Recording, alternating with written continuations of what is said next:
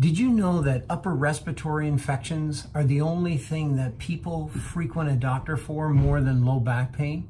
Hi, I'm Dr. Peters with Peters Wellness Chiropractic Massage. This week's quick video, I'd like to discuss things we can do to prevent back pain.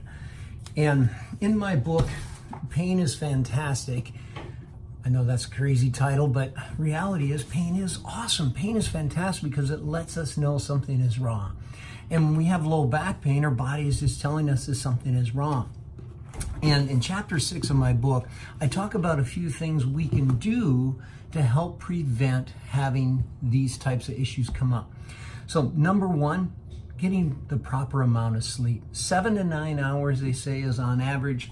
And depends on the person. Some people can deal with maybe 4 hours or 5 hours. Some people need 8 or 9 hours. But try to find that number that works for you and get plenty of rest, because if you're tired or fatigued, you're more likely to have some type of injury. Next, water. Drinking plenty of water. Half your body weight in ounces. If you weigh 200 pounds, you should be drinking about 100 ounces of water. Especially, if you're in a hot area like Arizona, you might need more than that depending on where you're working.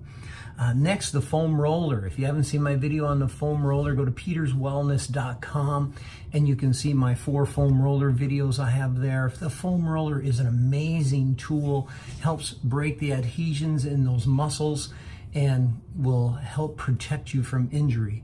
Also, stretching. Stretching and foam roller are not the same. Stretching is fantastic. I was at the gym this morning and I used the pre-core stretcher and then I foam rolled right after.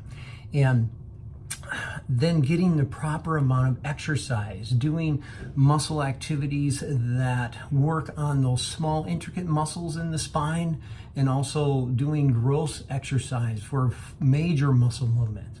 Next, proper eating. Now people might say, what does that have to do with my low back or my mid back or neck pain? Well, sugar is the new cigarette, and it is this. They had a sign at my gym one day, a couple years ago actually, and I'll never forget. I was like, "Oh my God, that's so true!